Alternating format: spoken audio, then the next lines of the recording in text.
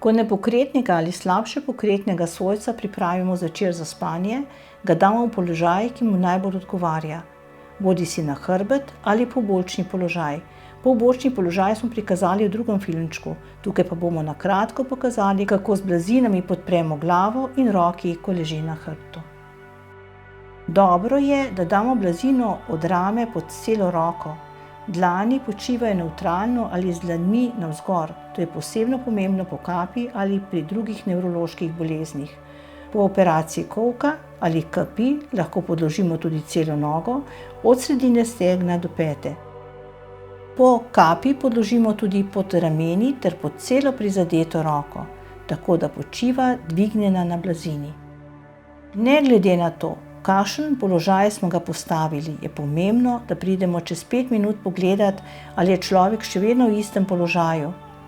Če ni, praviloma pomeni, da mu ne ustreza, kar pomeni, da moramo najti nov udoben položaj.